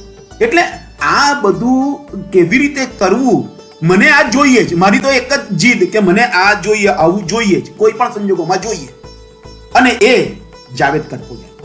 સંગીતમાં હું મેહુલને કહું કે ના મારે તો આમ જોઈએ જ, તો જોઈએ જ, ગમે ત્યાંથી ઊભું કરે. ને અમે લોકોએ અમારો અનુભવ એક વખત હું તમને કહું કે 2011માં જ્યારે આના પછી સુરતમાં બીજી વાર કરવાનું આવ્યું ને, આ 2008નું છે. 2011ની અંદર 72 કલાક મારા ને મેહુલના એવા હતા કે અમે એક પણ સેકન્ડ સૂઈ નહીં શકેલા, એક પણ સેકન્ડ નહીં. 72 કલાક, 72 અવર્સ, અને કોન્સ્ટન્ટ વર્ક. રેકોર્ડિંગ ચાલે, રિહર્સલ ચાલે, કારણ કે છેલ્લા 4 જ દિવસ બાકી, અને ચેન્જ આવ્યા કરે એની અંદર, સ્ક્રિપ્ટમાં ચેન્જ આવે, કારણ કે એ લખેલું બીજાનું હતું, આપણા એમનું વિષ્ણુભાઈનું હતું, એટલે એને આધારે ચેન્જ આવે. એટલે અમારા 3 દિવસ 9, 10 ને 8, 9 ને 10, કારણ કે 12મી એ તો આ કાર્યક્રમ હતો, 13મી, તો એને કારણે અમારી પરિસ્થિતિ એવી હતી કે 72 કલાક વી કુડ નોટ સ્લીપ. એટલે અમે લોકો બિલકુલ, અને પછી જ્યારે 3 દિવસ પછી રાત્રે પહેલી વાર સૂતા, બધું કમ્પ્લીટ થયા પછી, તો પણ ઊંઘ આવે જ નહીં ને, બહુ થાક્યા હોય ત્યારે પણ ઊંઘ નથી આવતી, ઘણી વાર એવું બનતું હોય છે. એટલે એ કામ હવે આનું એન્ડ છે. બધા જ કલાકારો આ સુરત છે, આ સુરત છે નું ગીત છે જે મુકુલે લખ્યું હતું તે છે. અને આ તમે પ્લેટફોર્મ માત્ર 600 વર્ષનો ઇતિહાસ હતો, પણ હજી બીજા 60,000 વર્ષ સુરતનું નામ રાખવાનું છે. આ પછી હવે મને આ સૂર્યપુત્રીના સથવારે એ લખવાનું, પછી આ સુરતનો સ્પાર્કલિંગ સુરત એ મારે લખવાનું. તો આ બધા લખાણમાં પણ એટલા બધા રેફરન્સીસ, દરેક ડિસ્ટ્રિક્ટ જે હોય એની અંદરની બધી નોંધો, એને એક વિશેષ નોંધ તરીકે લોકો દરેક જિલ્લાનો ઇતિહાસ રાખતા હોય છે, એનો સ્ટડી, એ એરિયાનો સ્ટડી, આખું તાપી લખતી વખતે તાપી પુરાણ આખું. તો આ બધાનો અભ્યાસ કરીને લખવું પડતું હોય છે. જેવી રીતે મેં નાટકો જખ મારીને લખ્યા, હું લેખક નથી, 32 નાટકો થયા, એક ગુજરાતનું નાટ નથી ભજવાયું, બાકી બધું જ ભજવાયું છે. મેં ગુજરાતનું નાટ આવી જ પરિકલ્પના કરીને એક સાથે 2 મહિના એક સ્થળે ભજવાય એવી નદી અને એના કિલ્લા સાથેની કલ્પના કરીને લખ્યું છે. એ હું કરી નથી શક્યો, એ મારું હજી થઈ પણ શકે આવનારા સમયમાં, કોઈ સવાલ નથી આવતો. પણ 2 મહિના એક જ જગ્યાએ એક જ સ્થળે, જેવી રીતે શેક્સપિયરના નાટક થાય તો આપણા મુનશીના નાટકો કેમ નહીં થાય, આવું આ ગુજરાતનો નાચ જેવું અદ્ભુત નાટક, એ રીતે મેં રંગમંચને, આપણા આવા વિશાળ રંગમંચને લાયક કરીને રૂપાંતર કર્યું છે. એટલે એ નથી થયું, બાકીના બધા જ નાટકો થયા છે. તો નવલકથા, મને જ્યારે કોઈ પણ નવલકથા ગમી ગઈ છે એના 2 બહુ રમૂજી દાખલા છે. મેં સૌથી પહેલા દિનેશ અંતાણીની એક ફાંસ નામની લઘુ નોવેલ, હજી સુધી પણ આજ લગીમાં અમારા એ નાટક સિવાય બીજા કોઈ નાટકમાં આ થીમ આવ્યો એ મેં જોયું નથી કે દીકરી શરીરથી પુખ્ત થઈ ગઈ હોવા છતાં ટાઈમમાં નથી આવી, મનથી એના પિતા 4 વર્ષના એ છોકરી હતી ત્યારના એને છોડીને ચાલ્યા ગયા છે. એટલે એ વેકેશનમાં આવે જાય બધું જ, પણ મમ્મી સાથેના અણબનાવને કારણે એ લોકો સાથે રહેતા નથી. હવે એ જ સમય, એ 15, 16, 14, 15 વર્ષની થઈ, એ જ સમયગાળો માનો મેનોપોઝનો ગાળો છે. હવે મેં પહેલો અંક લખ્યો એ પ્રિય પપ્પા હવે તો એ નાટકમાં ને વાંચ્યું તો વિનેશભાઈ જાતે હતા, મુકુલ હતો અને મારી પત્ની ડોક્ટર હેમા શુક્લ, 3 જણા લિસનર તરીકે હતા. મેં વાંચ્યું તો એ લોકોને એમ થયું કે આ તો શું લખે છે, આમાં એક હિરોઈન પરા છે, તેની 6 સ્વરૂપ જુદા જુદા ઉંમરના, એ કેવી રીતે તું કરશે, એટલે કે તું આ માંડી વાળા, કે આ નહીં કરે, કે આ નહીં. અને પછી મેં એમનું અનુભવ કર્યું અને ઇટ વોઝ વન્ડરફુલ પ્લે. પણ પછી હું 93માં અમેરિકા ગયો અને 95 લગી અમેરિકા રહ્યો, એટલે મારા ફેમિલીથી દૂર રહ્યો, મારા બાળકોથી દૂર રહ્યો. ત્યારે એ ભાવ વધારે મનમાં ગૂંટાયો. પછી અહીં આવીને આ મેનોપોઝની વાત અંદર દાખલ કરી, ગેરસમજવાળી વાત અંદર દાખલ કરી, અને એને જ્યારે પૂર્ણ સ્વરૂપ આવ્યું ત્યારે અમારા એક સાહિત્યકારના દીકરા છે વત્સલ કરીને, એને કહેલું કે કપિલભાઈ આના 5 શો થાય ને તો મને કહેજો, હું તમામ પ્રોડક્શન કોસ્ટ આપી દઈશ. બરાબર. આજે એના 88 પ્રયોગ પૂરા થયા છે. હમણાં જ છેલ્લા જાન્યુઆરીમાં 2 પ્રયોગ કર્યા. અને મજાની વાત કેવી છે કે 20 વર્ષ પહેલા કરેલું એ નાટક, એમાં સૌથી નાની પરાબંધી 5 વર્ષની, એ આજે સૌથી મોટી પરાનો પાત્ર કરે છે. એ અમારી સાત્વી એટલે મુકુલની દીકરી, એ સૌથી નાની પરા તરીકે કામ કરતી હતી એ નાટકમાં, એ આજે સૌથી મોટી પરા તરીકે કામ કરે છે. આ કેવી, એટલે સમયની કેવી અદ્ભુત વાત છે કે આ વાત આવનારા કોઈ પણ સમય લગી તમને ગમે એવી વાત છે. તેવી જ પેરેલિસિસ, જ્યારે મીઠીબાઈ કોલેજમાં બક્ષીજીને કેન્ટીનમાં હું ને વિનીત ગયા અને મંજૂરી, ભાઈ તમારું પેરેલિસિસ અમારે કરવું છે, તો કે આ મંજૂરી. પછી એણે કીધું કે તૈયાર થાય એટલે મારે ઘેર વાંચવા આવશે. એટલે 14મી ઓગસ્ટ 1978ના દિવસે હું એમને ઘેર વરલી વાંચવા ગયો. પૂરું થયું, બહુ ખુશ થયા અમે. 12 કલાક થયા વાંચતા, જમતા, કરતા, એટલે 12 કલાકની અંદર એ આખું જઈ ગયું. પછી મને કંઈ નહીં કહ્યું, ચલો સરસ, મને ગમ્યું, હવે તું કરે તારે મને જોવા બોલાવજે. ઓકે ફાઇન, આટલી વાત પછી તો હું સુરત આવી. એણે મારા મોટાભાઈ જયદેવભાઈને કાગળ લખ્યો કે જયદેવ, હું પોતે નાટ્ય લેખક પણ છું. મેં આ નવલકથા લખી એને 11 વર્ષ થયા, એટલે 1967માં એમણે લખી હશે.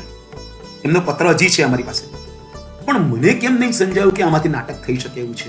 અને કપિલ એવું નાટક કરી લાવ્યો છે કે એ લોકો નવલકથાના બદલે નાટક તરીકે યાદ કરશે. અને દેટ વોઝ ધ એટલે કોઈ સર્જકની વેવલેન્થ ને આપણે બરાબર અનુરૂપ થઈ શકીએ, એની વેવલેન્થને પકડી શકીએ, તો એનાથી બીજી મોટી સારી વાત કઈ હોઈ શકે. The same was with Vineshbhai. વિનેશભાઈની એ 2 નવલકથા, મેં 4 એમની નવલકથાઓ લીધી. કાફલો, એબોરિજિનલ લોકોની વાત, તો એની અંદર 1988-89ની વાત.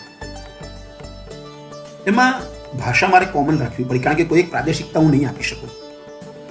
પણ એના જે ગીતો લીધેલા 5 ગીતો, એ ઓરિજિનલ આદિવાસી લોકગીતો, અને મંચ ઉપરથી એ અમારી 12 હિરોઈનો અને 18 જે છોકરાઓ હતા, અમુક ગીતો એકલી સ્ત્રીઓ ગાતી, અમુક ગીતો એકલા પુરુષો ગાતા, પણ એક ગીત એવું હતું કે બધા જ ભેગા ગાય ઓન સ્ટેજ, હોમ સ્ટેજ એ વસ્તુ ગવાતી.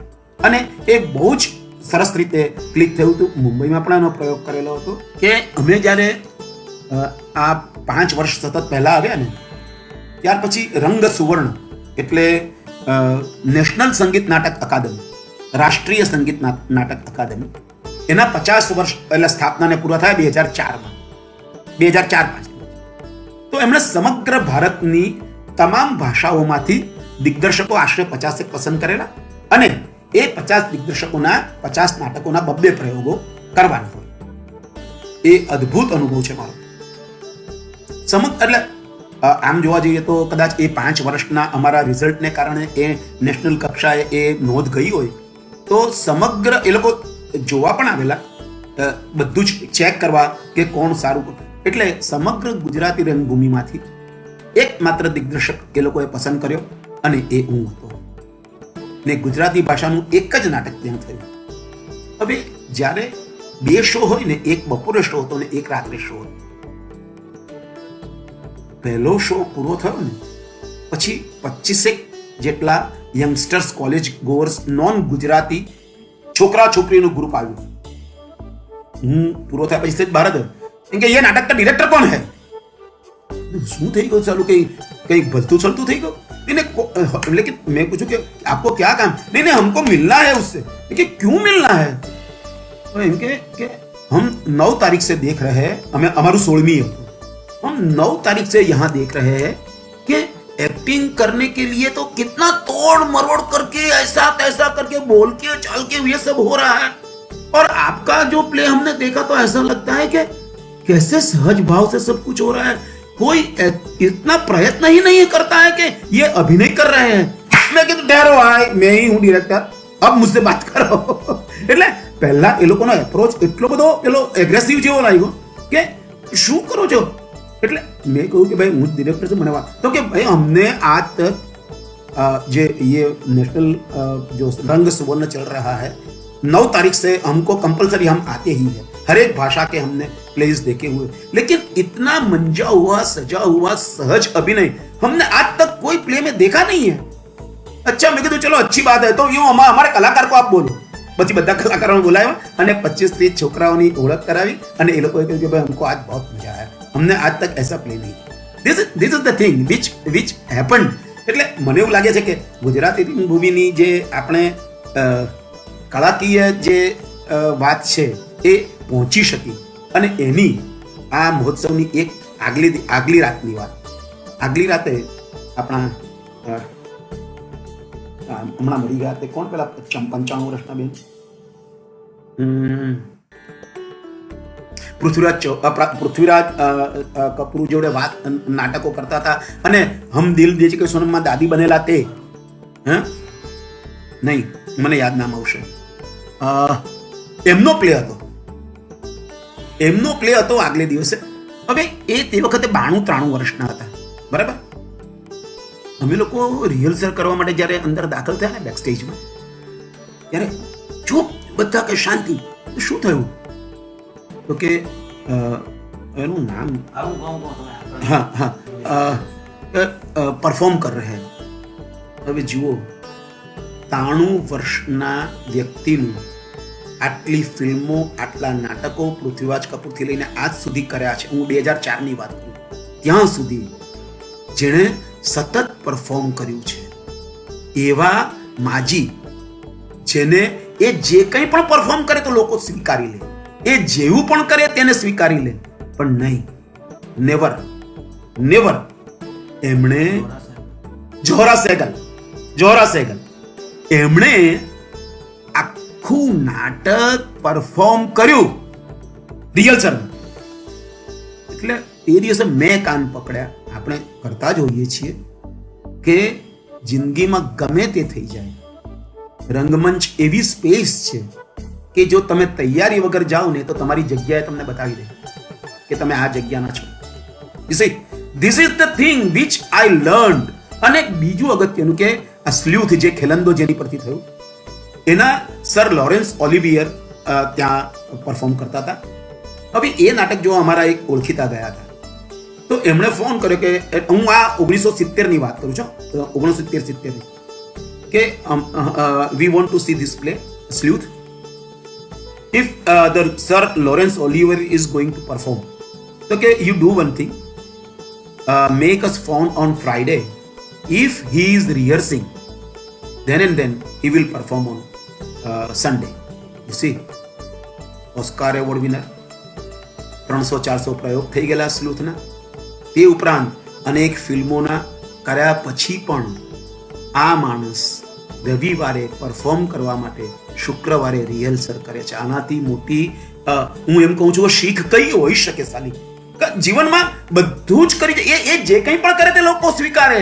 એવી આ જોહરા સહેગલની અને સર લોરેન્સ ઓલિવિયરની વાત છે. પણ they are bound to do it. એટલે પોતાની જાતને પણ નથી રોકી શકતા. આ લોકો એમ કે ચાલશે, નહીં ચાલે. આ નહીં ચાલે. જ્યાં લગી પોતાની જાત સાથે નહીં આવે ને તો એ સિવાયનું બધું જ ચાલ્યું જાય. એ નહીં ચાલે. એ જ્યાં લગી આપણા મનમાં જે ને હું એવું માનું છું કે બધા જ પોતાનાથી થતું ઉત્તમ જ કરતા હોય છે, કોઈ નબળું કરતું જ નથી. પણ ક્યાં કયું વસ્તુ ખૂટી શકે, ત્યાં શું થઈ શકે એની વાત જ્યારે આપણે આગળ નહીં લઈ જઈ શકીએ તો મને પ્રવીણભાઈનું એક વાત બહુ સરસ યાદ આવે છે કે તમે તમારી જાતના અંદરને તમે જો એક દશાંશ જેટલું, 1/7 જેટલો પણ જો વિકાસ નહીં કરી શકો તો કળા વ્યર્થ છે, નાટક વ્યર્થ છે. મને એક સરસ વાત યાદ આવે છે. અમે 1977માં પહેલવેલી સરોજબેન પાઠકે આપણો આઈએનટીના તે વખતે મહોત્સવો થતા રંગ ઉપરમાં, તો અષાઢ કે એક દિન જીતીને આવ્યું કારણ કે સંસ્થા એ આપણી રાષ્ટ્રીય કળા કેન્દ્રની જ હતી. તો મને સરિતાબેનને ઓળખાણ કે આ છોકરાએ ડિરેક્ટ કર્યું પહેલી વાર. સરિતાબેનનો બહુ જ સરસ પ્રતિભાવ હતો. એમણે એમ કીધું કે કપિલ, મલ્લિકા એ મને સૌથી ગમતું પાત્ર છે, પણ અમે લોકો એ કરી શકતા નથી. એટલે સમજે છે જે લોકો રંગમંચ સાથે જોડાયા છે, એ સભાન છે, એમને ખબર છે કે ઉત્તમ શું છે. પણ એમણે જે કરવાનું છે એ બહુ બધા લોકો માટે કરવાનું છે. એટલે અમે કદાચ ઓછા માણસો માટે કરીએ છીએ, પણ અમે સ્ટાન્ડર્ડ નાટકોનું સ્ટાન્ડર્ડ. મેં કંઈ દર વર્ષે નાટકો કર્યા છે એવું નથી. મેં વચ્ચે કેટલાય વર્ષો નાટક નથી કર્યા. પણ જ્યારે પણ આ છેલ્લા 45-50 વર્ષમાં જ્યારે પણ કર્યું છે તો હું મારી જગ્યાએથી અડધું પગલું આગળ જઈ શકું અને મારી સાથેનાને સાથે લઈને જઈ શકું, એ સૌથી મોટી વાત છે. એ મારા જીવનનું સૌથી કારણ કે જો મને પરમેનન્ટ એક મારે તે મેહુલ પહેલા મારું મ્યુઝિક હરીશ ઉમરાવ કરતો હતો, એની પાસેથી પણ મને સંગીતની સૂઝ મળી છે. તો કે સંગીત શીખવાને કારણે મેહુલ સાથે બેસવા, તો આ પછી મેં રંગ, તો હવે રાજેશ મોદી, મેં તમને જાવેદની વાત કરી સ્ટેજ ડિઝાઇન માટે આર્કિટેક્ટ, તો રાજેશ મોદી એ તો એક્ટર થવા આવેલો, બરાબર છે. પણ એણે જોયું કે લાઇટ્સ એ સરસ વસ્તુ છે, તો એ પોતાની જાતને હંમેશ માટે લાઇટમાં ઢાળી દીધી. એટલે મારા તમામ નાટકોની આજ સુધીનું લાઇટિંગ જો કોઈએ કર્યું હોય તો એ રાજેશ મૂર્તિ. હા, અવેજીમાં કોઈએ બીજાએ કર્યું પણ હોય, એની ના નહીં, પણ આટલા વર્ષોથી છેલ્લા 40 વર્ષ મારી સાથે જે કોઈ પણ જોડાયેલા રહ્યા છે, અને એનો સૌથી મોટામાં મોટો ફાયદો એ છે, એક જ ટીમનો મોટો ફાયદો એ છે કે એ લોકો તમે ઈશારો કરો ને વાત સમજી જાય. બરાબર? એટલે તમારું કામ સરળ થઈ ગયું. પણ સૌથી મોટો ગેરફાયદો પણ છે એક જ ટીમનો. કયો? કપિલભાઈ, આ ગયા નાટકમાં આવી ગયું કઈ નવું કળ, આ નહીં ચાલે. તમે ગયા નાટકમાં કરી ગયા છો ભાઈ. આવી આપણને ખાનગીમાં આ કરી, કપિલભાઈ આ ગયા નાટકમાં આવી ગયું છે, એટલે એ લોકોને પણ ખબર છે કે શું થઈ રહ્યું છે, કેમ થઈ રહ્યું છે. એટલે એક જ ટીમ હોવાને કારણે મોટામાં મોટો હું એને ફાયદો ગણું. તમને આમ ઓન ફેસ ગેરફાયદો દેખાય, પણ ફાયદો એ છે કે તમારી ક્રિએટિવિટીને એ ટીમ ક્યારેય મરવા નહીં દે. This is the main thing કે તમારી ક્રિએટિવિટીને એ લોકો હંમેશા તલવારની ધાર પર રાખે ને એમ કહે કે આ ગયા વખત આવી ગયું છે. એની મજા જુદી છે. તો હવે આપણે જોઈએ સરસ મજે નવસારીની વાત. નવસારી જે આ આખું પારસીઓ જે ત્યાં જાણ આવ્યા તેની વાતને લઈને. હા, પણ આની શરૂઆત કેવી છે સરસ મજાની, કારણ કે પારસીઓનું સેન્ટર હતું ને, એટલે આપણા યઝદીભાઈને સાયકલ પર એન્ટ્રી કરાવેલી ને બધી વાતો, એટલે હી વોઝ એટલે anchor of the whole show. જુઓ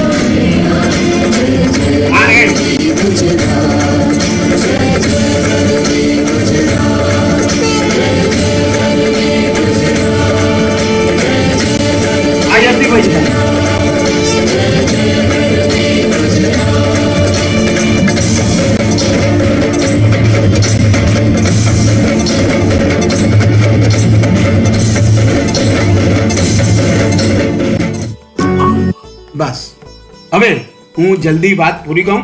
તમે આવા જે આગળ જાણતા રાજા જેવા પ્રયોગોને જોયા તેને પણ ભૂલી જાઓ એવી વાત છે. રંગમંચ ઉપર હાથી, હવે પછીના તમે આ એમાં જોશો.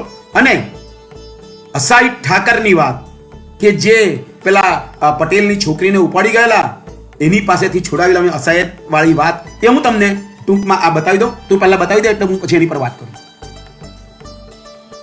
જુઓ, આ પાર્વતીની વાત છે. ફરીથી પાર્વતી જે છે ને એ મારે આ જે પટેલોની ઊંઝાની અંદર માતાની સ્થાપના અને પટેલો કુર્મીઓ એ લોકોની જે વાત હતી તેને વિશે ઓછામાં ઓછા 35 પુસ્તકો એ લોકોએ મને આપેલા, અને એની પરથી મારે લખવાનું હતું. અને એમાં એવી છે કે પાર્વતીએ માટીના પૂતળામાં જીવ રોપીને આ બધા જ કુર્મીઓને પેદા કરેલા, અને એ આ જે યજ્ઞમાં અને બધામાં તોડભાંગ કરતા તો તેને બચાવવા માટે આ સશક્ત પોતાના અંશ, જીવનના અંશ આપીને, એટલે મંત્ર ગર્ભ દ્વારા એને જીવ આપેલા. એને શરૂ કરની ફરીથી.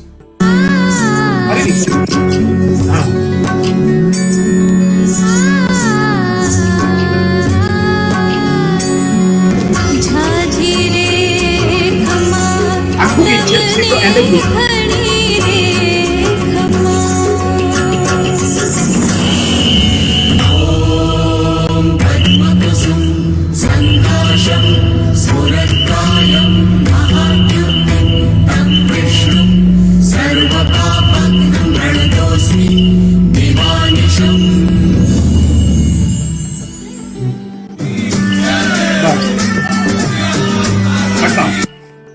હવે જે મેં તમને વાત કરી તેની વાત છે કે રોજનું 10,000 રૂપિયાનું આ હાથીનું ભાડું, કારણ કે હાથી અહીંયા જોઈતો હતો માતાજીની સ્થાપના માટે, તો એ સ્થાપના માટે આ હાથી રોજનું 10,000 રૂપિયાનું ભાડું અમદાવાદથી લાવવામાં આવ્યું, રોજ રિહર્સલમાં હતી. ને જ્યારે પહેલે દિવસે આવ્યો ને, કારણ કે રોજ તો રખાય ને, આટલા બધા દિવસ તો મોંઘું પડે, એટલે છેલ્લા 3 જ દિવસ લાવેલા.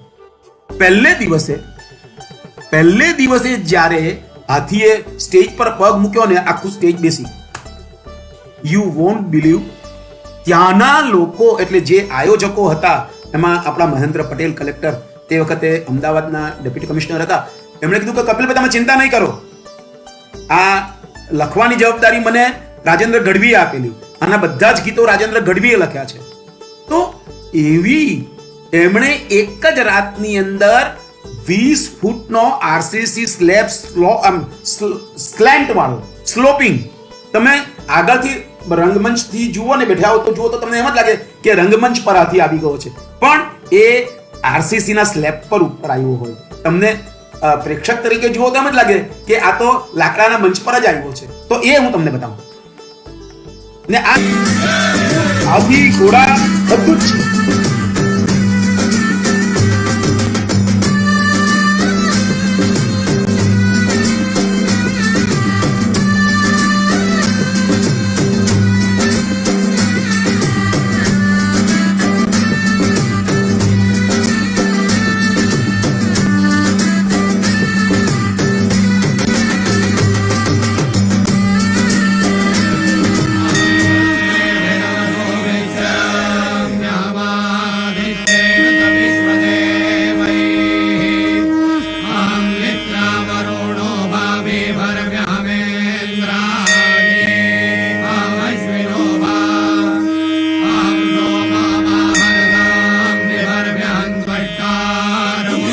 સ્ક્રીન ને બધું જ જોવાની.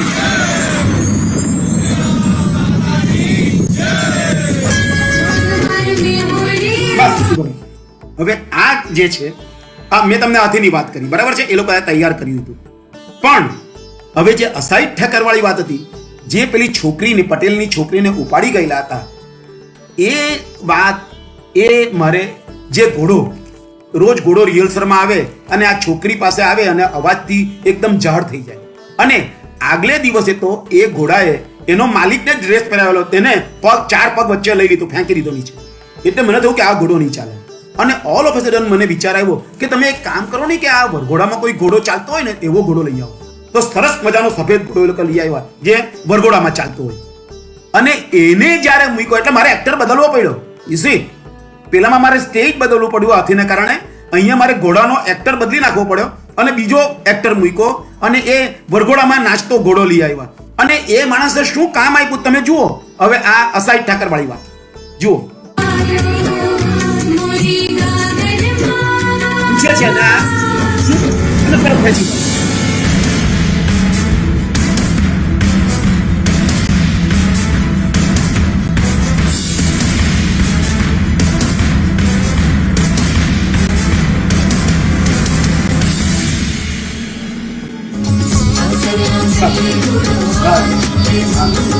એક મિનિટ. અને જો આપણે નાટકને એ રીતે જોઈએ તો હું એવું માનું છું કે અસાઈડ આ છોકરી સાથે એક જ થાળીમાં જમે છે ને તો જ પેલો એને છોડે છે નવાબ.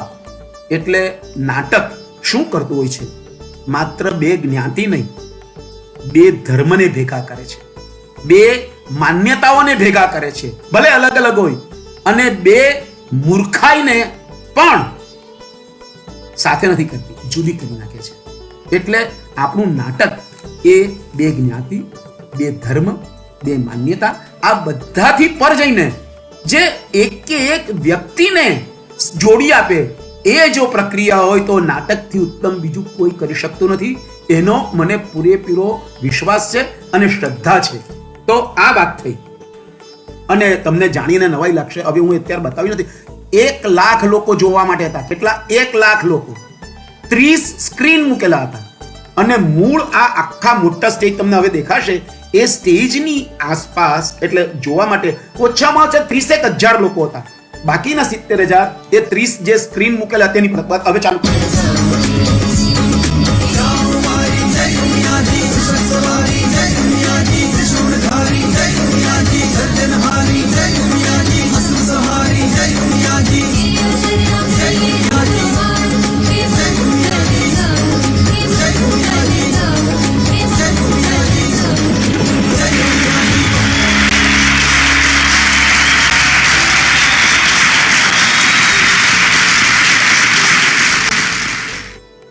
જો હવે આ શક્ય ક્યારે બને છે ખબર છે?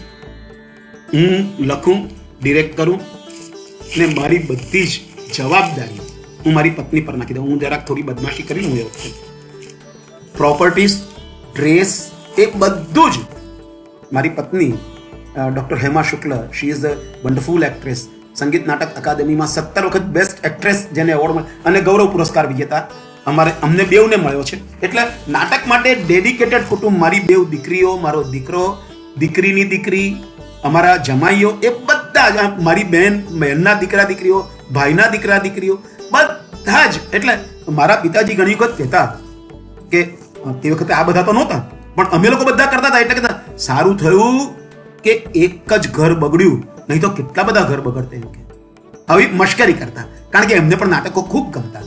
એટલે આ મારી પત્ની, મારા બાળકો, એના પૂરેપૂરા સહાય વગર આ વસ્તુ ક્યારેય શક્ય બનતી નથી. એટલે હું એવું માનું છું કે જો તમે તમારા કુટુંબને સાથે રાખીને જો આવી કોઈ પણ પ્રવૃત્તિ કરો, કારણ કે આ ધંધો નથી, ક્રિએટિવ પ્રવૃત્તિ છે, એની અંદર આગળ પાછળ થોડું વહેલું મોડું એવું થવાનું છે. એ બધાને પહોંચી વળવા શું કરી શકાય ને શું કરવું જોઈએ અને કેવી રીતે કરવું જોઈએ, એનો ઉત્તમમાં ઉત્તમ કે એક સાથે ધોતિયું પહેરાવતા શીખેલા તો 70 ને ધોતિયા પહેરાવવાના એક સાથે, તો મારી પત્ની કે બધાને એક લાઈનમાં ઉભા રાખી. આ તૈયારી, આ છોકરાઓને જ્યારે સ્ટેચ્યુ બનાવ્યા નાટક પહેલા અને ત્યાર પછી આખા જીવતા કરે છે, ગર્ભમાં એમ તેમ બધા સૂઈ જાય, પણ બધું લાંબુ બતાવ્યું નથી મેં. ત્યાર પછી આ સ્ટેચ્યુ વાળો આઈડિયા ખૂબ સરસ રીતે બહાર આવ્યો. એ ઘણાને ગમ્યો પણ છે ને એ ઘણી વખત ઉપયોગમાં બી આવ્યો છે, તો થઈ શકે. પણ આ 2009ની પ્રોડક્ટ છે અમારી, આ જે મંત્ર ગર્ભવાળી જે આ સ્ટેચ્યુ વાળી વાત છે, એ મને એટલા માટે કે આ બધી જ વસ્તુઓ સરસ રીતે, જો એક કુટુંબ જો નહીં આપણા સાથે હોય તો આપણે કંઈ જ કરી શકતા નથી. હવે છેલ્લી એક નાનકડી વાત, NSD, national school of drama, એ લોકોએ અમને 2 વર્ષ બોલાવ્યા. અમે ખબર નહીં એ લોકોને પણ સમજ પડી હશે, ખબર પડી હશે. અને તે વખતે ત્યાં ભૂતો મારો એક એક્ટર હતો. મેં કીધું કે કપિલભાઈ, આ બધા આવા નાટક તમે તમારા નાટક એના કરતાં સારા હોય છે, આપણને કોણ બોલાવે? પણ એ કંઈક બોલાવ્યા. અને પહેલા વર્ષે નાટક કર્યું. તે વખતે છે ને હું 2003ની વાત કરું, 2003ની. તે વખતે છે ને મેટલ લાઇટો નહીં હતી ત્યાં આગળ. એક માગો તો 1000 લાઇટ મળતી હતી. હું અહીંયા સુરતથી, મારો મિત્ર ભરત ભાવસાર છે, એ અમને લાઇટ વાપરવા આપતો અને એને 3 જુદા જુદા મેજેન્ટા, બ્લુ અને ગ્રીન એવી સરસ મજાની કે ઇટ ઇઝ નોટ ડીમર ઓપરેટેડ. એટલે એ લાઇટો અમે લઈને ત્યાં ગયેલા અને એ નાટકમાં વાપરેલી. ત્યાંની તો બધી ખૂબ બધી લાઇટો હતી. એ લોકો તો પ્લાયનો તરત સેટ બનાવી આપે, બધું જ કરી આપે. મેં બધા જ ત્યાંના અધ્યાપકોને કહ્યું કે તમે અમારા નાટક જોવા આવજો. મને ખાતરી હતી કે 10 મિનિટ બેસે પછી હું ઉઠવા નથી દેવાનો, એટલે મને એટલો વિશ્વાસ હતો. બીજે દિવસે કીર્તિ જૈન અને અનુરાધા કપૂર, એ બેવે એમની ઉપર પહેલે માળે એમની ઓફિસ હતી, તેમાં મને બોલાવ્યો ને કહ્યું કે શુક્લજી વો લાઇટ્સ કોણ સી લાયા થે? મેં છોકરાઓને કીધું તમારી દિલ્હી લગી ઊંચકીને લાવવાની ને લઈ જવાની મહેનત સફળ થઈ ગઈ. જ્યાં લુહારવાડો છે ત્યાં તમારી સોય ચાલી ગઈ છે. એટલે એમ કીધું કે કપિલભાઈ, આ તમે જે લાઇટ લાવ્યા છે એ અમારે માટે, કારણ કે એ ડીમર ઓપરેટેડ નહોતી એટલે કોઈ વાપરે નહીં. એક વખત વાપરે પછી એને ફિલામેન્ટ ઠંડુ થવા પછીનો ઉપયોગ કરી શકાય. પણ કલર્સ એના એક જ 150 વોટનું એનું કલર જે આવે ને, it is something extra ordinary. એટલે એ લોકોએ બધું નાટક બાટક બધું જ બહુ જ ગમ્યું મને. એનો એક સરસ મુંબઈનો દાખલો યાદ છે. જ્યારે નહેરુ સેન્ટરમાં થયું ને, ત્યારે અમે લોકો પહેલા દિવસે જ્યારે ગયા ને, તો એની નહેરુ સેન્ટરની ઓફિસમાં નો બડી એટલે ઇવન નોટિસ અવર એન્ટ્રી. અમે ત્યાં ગયા ને, પણ નાટક પૂરો થયો ને બીજે દિવસે જ્યારે અમે આ બધું હિસાબ કિતાબ કરવા ગયા ને, યુ વોન્ટ બિલીવ, અમે જેવા ઓફિસમાં દાખલ થયા ને આખી ઓફિસનો સ્ટાફ ઊભો થઈ ગયેલો. ગ્રેટ વર્ક એમ કરીને આ આપણા નાટકોની પ્રતિક્રિયા શું હોય છે. અને છેલ્લી એક નાની પ્રતિક્રિયા, જ્યારે અમે લોકોએ વાડા ચીરેબંધી, મૂળ મરાઠી નાટક મહેશ એલકુંચવારનું, એનું તિરાડે ફૂટી કુપળ આપણા અનાબિલ બોલીમાં કરેલું. તો નાટક પૂરું થયું ને પછી સુધીર કુલકર્ણી ત્યાંના પ્રોફેસર મેકઅપ નાના એના, તો તે પ્રમુખ હતા, એમના હાથે બધાને સન્માન થયું. અને he told in general stage पर थी कि मैंने ये वाड़ा चिरेबंदी हिंदी में इब्राहिम अलकाजी साहब के दिग्दर्शन में देखा हुआ है, मैंने यही प्ले विजया मेहता का मराठी में देखा हुआ है, मैंने यही प्ले हिंदी में विरासत नाम से पंडित सत्यदेव दुबे का देखा हुआ है, और मैंने यही प्ले हमारे एनएसडी के गोल्ड मेडलिस्ट जोसाड़कर के दिग्दर्शन में कोंकणी में देखा हुआ है. आज मैं उनका 5वां वर्जन देख रहा हूं, लेकिन मुझे कहने दो कि वो सभी प्ले से ये प्ले 3 स्टेप आगे और बढ़िया है. ચાલો હું તો એકદમ શોક થઈ ગયો કે ચાલો આવું એટલે આપણે કઈ લોકો આપણે જાણીએ છીએ કે એવું કઈ આપણે.